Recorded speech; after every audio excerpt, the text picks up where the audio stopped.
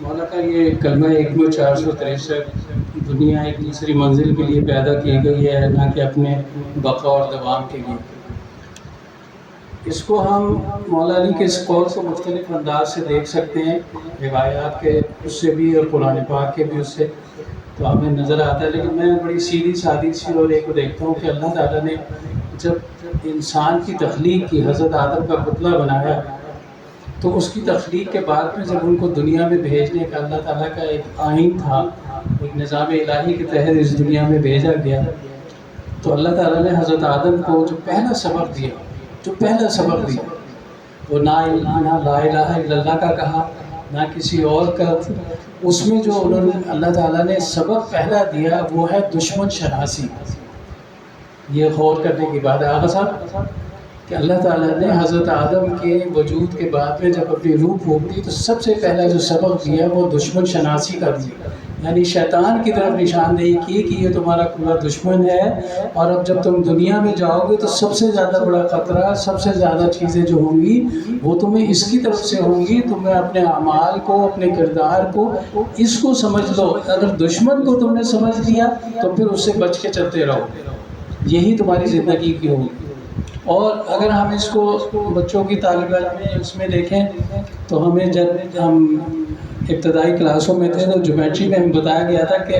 نقطہ آغاز جو ہے صراط مستقیم کا ایک نقطے سے ہوتا ہے، تو وہ ازلی ہے جہاں سے پیدا کیا گیا جب ہماری زندگی کا آغاز ہے، اور صراط مستقیم پر لے کے چلیں اور جب یہ ختم ہوگی تو بھی ایک نقطے پہ ختم ہوگی۔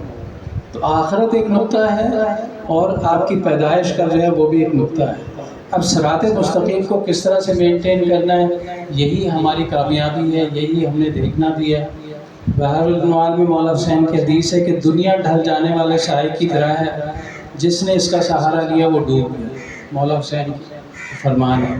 اس کی گہرائی سے اگر ہم دیکھیں تو ہمیں سب نظر آ جاتا ہے کہ جس طرح ایک سایہ جو ہے وہ قابل بھروسہ نہیں ہوتا ہے، وہ وقت کے ساتھ ساتھ آہستہ آہستہ کم ہوتا ہے، تو اگر انسان اسی کے اس پہ کر کے بیٹھ جائے، اکتفا کر کے بیٹھ جائے تو وہ ختم ہو جاتا ہے۔ پھر سورہ منافقون کی آخری جو آیات ہیں اس میں ہے کہ جو لوگ موت کے قریب کہنے لگے، جب ان کی روح کے وقت قبض ہونے لگی تو مجھے تھوڑی مہلت کیوں نہ دے دی، پروردگار سے کہہ رہے ہیں کہ میں دنیا میں خیرات بھی کرتا اور نیک لوگوں میں شمار ہو جاتا۔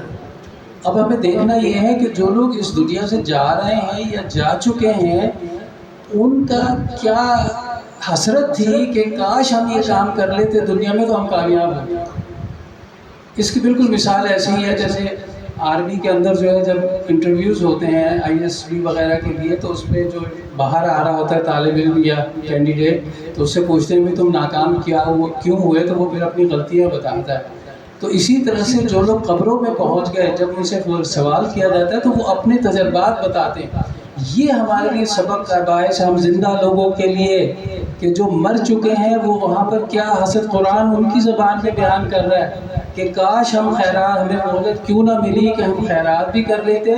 اور کامیاب لوگوں میں شمار ہو جاتے۔ تو آج جو ہم زندہ ہیں اگر ہم اپنے آپ کو کامیاب کرنا چاہتے ہیں تو خیرات کریں، نیکی کے کام کریں اس دنیا میں۔ اب جو بھی ہے اس کی بہت زیادہ تفصیل ہمارے پاس روایات بھی ہیں، احادیث بھی ہیں، قرآن پاک بھی، لیکن ایک عام زندگی ایک عام شخص کے لیے کہ وہ عمل خیر کرتا رہے اس دنیا میں، اور اس دنیا میں جو جیے اس طرح سے جیے کہ ہر کام کرتے وقت وہی دیکھے کہ میرا اللہ اور میرا آل محمد اس سے راضی ہیں یا نہیں ہیں۔ اگر وہ راضی نہیں ہے تو اس کام کو چھوڑ دے، بھلے اس میں کتنا بھی منافع نظر آ رہا ہو، کتنا بھی اچھا لگ رہا ہو، کتنی بھی ساری چیزیں ہوں، لیکن اس کام کو کبھی نہ کرے جو اللہ کی رضا کے بغیر ہو، اہل بیت کی رضا۔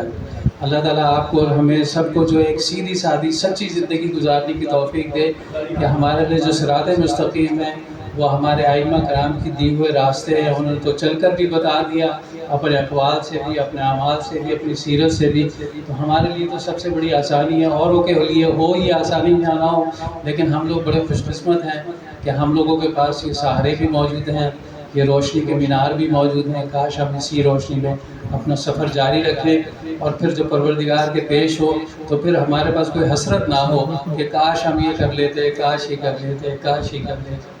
ماشاء اللہ، اللہم صلی علی محمد و علی محمد۔ ماشاء اللہ.